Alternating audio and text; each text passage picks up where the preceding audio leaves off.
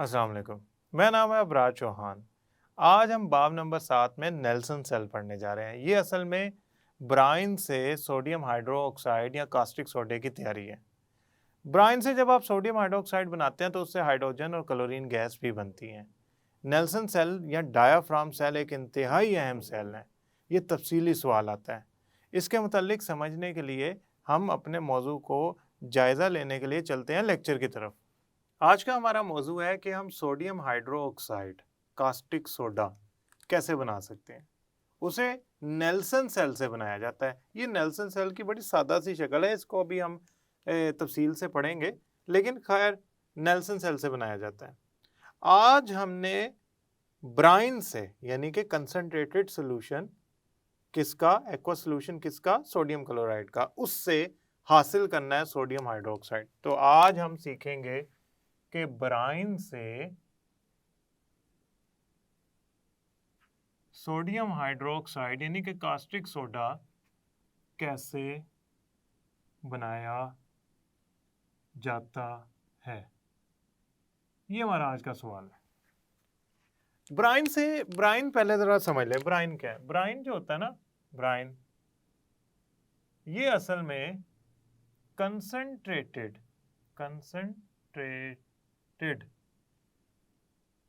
Aqueous solution होता है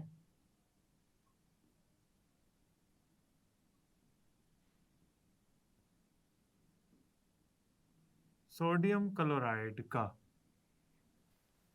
Bryan concentrated aqueous solution होता है सोडियम क्लोराइड का। दूसरी बात, सोडियम हाइड्रोक्साइड का इस्तेमाल क्या है। ये इस्तेमाल होता है डिटर्जेंट्स में, डिश वॉशिंग यानी कि बर्तन धोने वाले साबुन में, सादे साबुन में। ये इसके अलावा भी बहुत सारी अहम इस्तेमालात हैं। लेकिन हमारा जो असल मकसद है वो ये है कि हमें ये बनाना है बड़ी मिकदार में। उसके लिए हम कोई लैब का छोटा सा तजर्बा नहीं कर सकते। हमें एक बहुत बड़ी मिकदार में इसको बनाने के लिए एक बहुत बड़ी मिकदार में ऐसा मटेरियल चाहिए जो इसको बना सके। वो हम ब्राइन बनाते हैं। ब्राइन कैसे बनता है? ज़्यादा सारा नमक पानी में हल कर दें।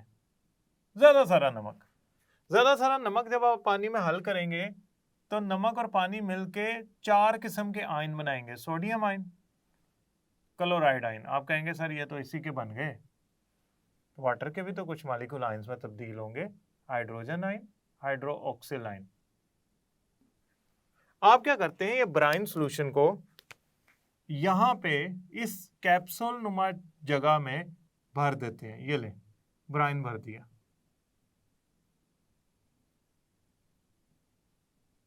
इसके पार्ट्स, हिस्से, जुज बाद में कराता हूं। अच्छा, अब ब्राइन में 4 किस्म के आयंस हैं। Sodium ion, chloride ion, hydrogen ion, hydroxyl ion. अब ये सेल है नेल्सन सेल। तो हम यहां लिखेंगे सोडियम हाइड्रोक्साइड कास्टिक सोडा बनाने के लिए हम नेल्सन सेल का इस्तेमाल करते हैं। नेल्सन सेल का इस्तेमाल करते हैं। अब मैं जरा नेल्सन सेल होता क्या है उसकी तरफ चलते हैं, फिर हम पढ़ेंगे कि काम कैसे करता है। अभी हम नेल्सन सेल की तैयारी समझते हैं, कंस्ट्रक्शन जिसे आप कहते हैं। देखिए नेल्सन सेल में ये सुराखदार मैंने चीजें बनाई है ना, ये असल में है कैथोड। क्या है? कैथोड। ये कहलाता है कैथोड। ये सुराखदार कैथोड है। ये आयरन का होता है, लोहे का होता है। इसको पोरस कैथोड भी कहते हैं, सुराखदार कैथोड। इसके अंदर अंदर ना, अंदर अंदर डायाफ्राम लगा होता है। यहां जो इस सॉल्यूशन को पकड़ के रखता है, फटाफट नहीं नीचे गिरने देता, आहिस्ता आहिस्ता थोड़ा सा। जैसा कपड़े से पानी नहीं रिसता, इसी तरह इसमें से ये सॉल्यूशन रिस के नीचे आएगा। यहां पे एक खाली निकलने की जगह होती है। अच्छा खैर, गौर से देखें, इसके अंदर कैप्सूल के अंदर, ये तो हो गया कैथोड, ये जो मैंने जालीदार बनाया है, जालीदार भी कह सकते हैं, सुराखदार कह सकते हैं, जालीदार कह सकते हैं, आपकी मर्जी है, बेहतर है आप उसे सुराखदार कह लें या जाली या पोरस कह लें। अच्छा, इसके अंदर ना इसके अंदर होता है एनोड, इसके अंदर यूं, ये एनोड है और ये बाहर जुड़ा होता है पॉजिटिव टर्मिनल से।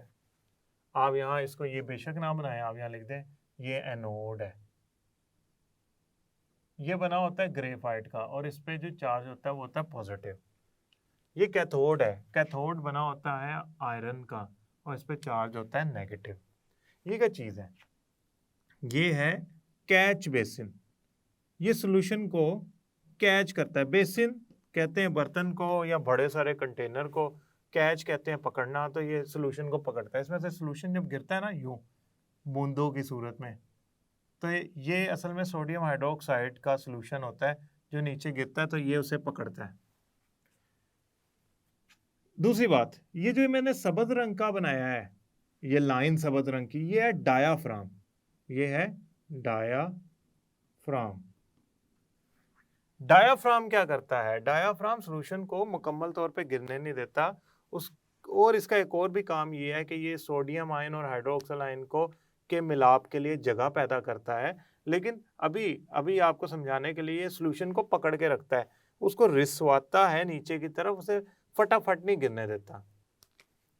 अच्छा, होता क्या अब, मीन ये तो हो गई ना इसकी असल में तैयारी कि ये इसके हिस्से हो गए। ये बड़ा हिस्सा है, ये कंटेनर है, ठीक है, आप इसे कंटेनर कह लें या डब्बा कह लें, जिसके अंदर ये पूरा सेल बना हुआ है, इसको कहते हैं नेल्सन सेल। अब आपको बड़ी एक अजीब बात बताऊं, हम इसे सोडियम हाइड्रोक्साइड बनाने के लिए इस्तेमाल करते हैं, लेकिन इससे हाइड्रोजन और क्लोरीन गैस भी हासिल होती है।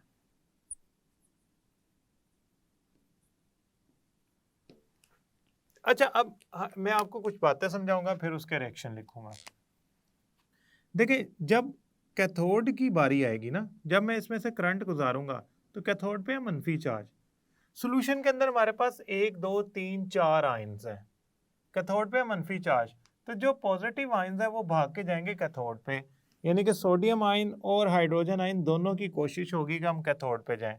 लेकिन याद रखिएगा, कैथोड पे जाके इलेक्ट्रॉन हासिल करना एक अलग बात है और कैथोड की तरफ कशिश होना एक अलग बात है। ये ऐसे ही है जिस तरह हम सारे चाहते हैं, हम तरक्की कर लें, लेकिन मेहनत कोई कोई करता है। इसी तरह सोडियम और हाइड्रोजन आयन चाहते हैं कैथोड पे पहुंच जाए, लेकिन पहुंचता सिर्फ हाइड्रोजन है, अपने छोटे साइज, ज्यादा चार्ज और अपने रिडक्शन पोटेंशियल की वजह से, अपनी यूं समझ लें, आसान लफ्जों में मैं अगर बताऊं ना, तो इसकी खासियत होती है कि सोडियम के मुकाबले में हाइड्रोजन कैथोड पे पहुंच जाता है, सोडियम नहीं पहुंच पाता, सोडियम पीछे रह जाता है कैथोड से। कैथोड पे जाता है हाइड्रोजन यहाँ पे, और यहाँ पे करता क्या है, कैथोड पे हाइड्रोजन पहुंच के हाइड्रोजन गैस में तब्दील हो जाता है। कैसे, देखते हैं जरा, कैथोड के ऊपर क्या रिएक्शन होता है। कैथोड पे जो चार्ज है वो होता है मनफी। कैथोड पे 2 हाइड्रोजन आयंस जाते हैं, 2 इलेक्ट्रॉन हासिल करते हैं और हाइड्रोजन गैस में तब्दील होके बाहर आ जाते हैं, और यहाँ से ये हाइड्रोजन गैस के मॉलिक्यूल बन रहे हैं, ठीक है, ऊपर, और यहाँ से हाइड्रोजन गैस बाहर निकल जाएगी। आप चाहे तो इसे इकट्ठी कर लें। अब चलते हैं एनोड की तरफ।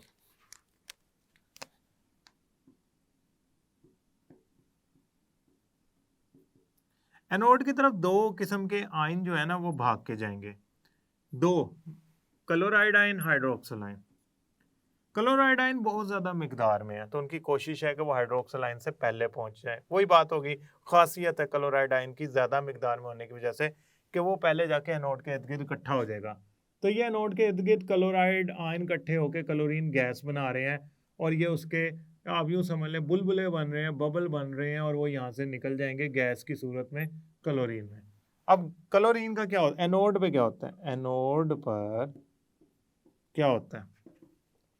एनोड में होता यूं है कि जो क्लोराइड आयन है दो, वो क्लोरीन गैस बनाते हैं और 2 इलेक्ट्रॉन निकालते हैं। वो 2 इलेक्ट्रॉन ये हाइड्रोजन आयन हासिल कर लेते हैं कैथोड पे जाके। एनोड ने क्लोरीन से 2 इलेक्ट्रॉन ले लिए, कैथोड ने वही 2 इलेक्ट्रॉन हाइड्रोजन को दे दिए सर्किट में से घूम के आके। तो आपकी क्लोराइड आयन यानी कि ये वाला आयन तब्दील हो गया क्लोरीन गैस में, और ये वाला आयन तब्दील हो गया हाइड्रोजन गैस में।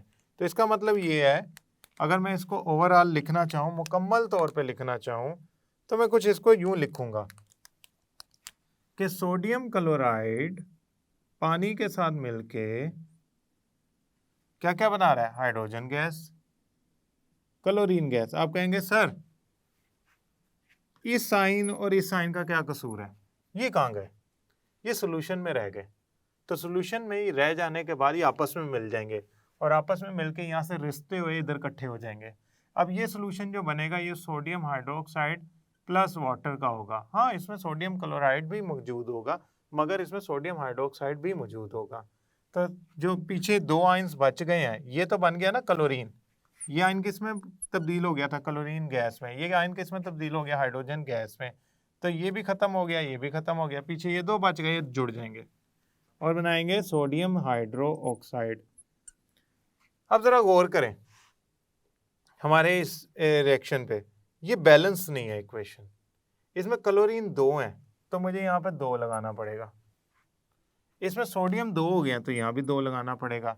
अब गौर करें, मेरे पास इसमें 2 हाइड्रोक्सल और 2 हाइड्रोजन के एटम्स हैं, यानी कि 2 वाटर मॉलिक्यूल। अब ये बराबर होगी इक्वेशन। तो हमने इक्वेशन भी बैलेंस करनी होती है जब हम लिखते हैं। ये है मुकम्मल इक्वेशन, ये पूरी है मुकम्मल इक्वेशन। देखिए अब हुआ क्या है, आप कहेंगे जब हम सोडियम क्लोराइड के कंसंट्रेटेड एक्वस सॉल्यूशन जो पानी में हल करने के बाद बनता है में से करंट या इलेक्ट्रिसिटी गुजारते हैं तो हाइड्रोजन क्लोरीन और सोडियम हाइड्रोक्साइड में तब्दील हो जाता है। दूसरा सवाल पैदा होता है, इसमें सोडियम हाइड्रोक्साइड हमारा असल चीज है। सोडियम हाइड्रोक्साइड नीचे नीचे नेल्सन सेल के निचले हिस्से में इकट्ठा होता है पानी के साथ, और हाइड्रोजन गैस नेल्सन सेल के इस डब्बे में इकट्ठी होती है, क्लोरीन गैस इसके ऊपर इकट्ठी होती है। अब बात यूं है कि जब आप ये सारा लिख रहे होंगे और बयान कर रहे होंगे तो आपने ये डायग्राम को गौर से देख के बनाना है। अक्सर बच्चे डायाफ्राम को भूल जाते हैं या उसको बना नहीं पाते। आपने इस बात का ख्याल रखना है कि बारीक सी लाइन बना दें कैथोड के इर्द गिर्द जो डायाफ्राम को दिखा रही हो। दूसरी बात यह है, जब ये रिस के गिर रहा होता है तो इसमें कतरों की सूरत में बनाएं ताकि ये वाजे हो कि डायाफ्राम अपना काम कर रहा है। अगर इतना फटाफट ही नीचे गिर जाना है और आप ज्यादा सारी इसको लाइनों की सूरत में गिरा रहे हैं तो फिर डायाफ्राम का फायदा क्या? आपने कैथोड एनोड और कैथोड का बताना है कि ये सुराखदार इनमें कौन सा है और कौन कौन सा है। दूसरी बात आपने ये जहन में रखनी है कि जब आप इन चीज़ों को तफसील से बयान कर रहे होते हैं तो आप बताएं कि क्लोराइड आयन जो है वो क्लोरीन गैस में तब्दील होगा, हाइड्रोजन आयन हाइड्रोजन गैस में तब्दील होगा।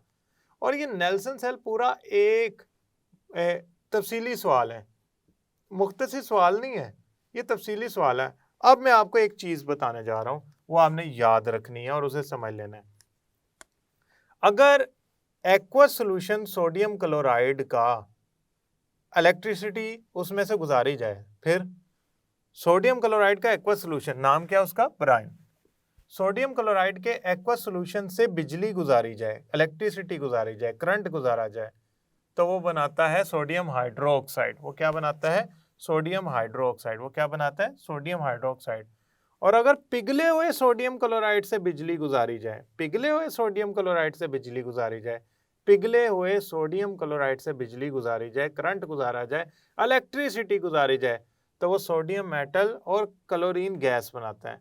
तो आपसे कोई पूछे सोडियम मेटल क्लोरीन गैस बनानी है, क्या करें? आप कहें सर डाउन सेल यूज करें, नेल्सन सेल नहीं इस्तेमाल करना।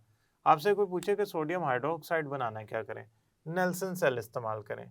नेल्सन सेल में आप पानी में मिला हुआ सोडियम क्लोराइड का सॉल्यूशन इस्तेमाल करते हैं। डाउन सेल में आप सोडियम क्लोराइड का पिघला हुआ कंपाउंड यूज करते हैं। उसमें 2 आयन्स होते हैं, सोडियम और क्लोराइड। इसमें 4 आयन है, sodium ion, chloride ion, hydrogen ion, hydroxyl ion. दूसरी बात, इसमें एक मुख्तसर सवाल आता है, ब्राइन क्या होता है? ब्राइन सोडियम क्लोराइड का कंसंट्रेटेड सोल्यूशन होता है। ब्राइन में कौन कौन से आयन पाए जाते हैं? ये 4 आयन पाए जाते हैं। और दूसरी बात, जब ये सारी चीज़ें बन रही होती हैं तो आपने उनकी मुख्तलिफ जगह वाज़े करनी है। यहाँ क्लोरीन नहीं निकल सकती, क्लोरीन इधर से निकलेगी कैप्सूल के अंदर से, और हाइड्रोजन इधर से निकलेगा। ये पूरा सिस्टम जो है ये नेल्सन सेल को जाहिर करता है। तो हम ऐसा करते हैं, मैं यहाँ आपको ये लाइन लिख देता हूँ ताकि आप ये हमेशा याद रखें।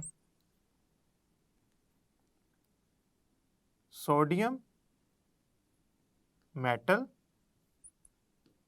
और क्लोरीन गैस बनाने के लिए पिघला हुआ सोडियम क्लोराइड डाउन और सेल से बनाई जा सकती है, या के लिए डाउन सेल इस्तेमाल होता है।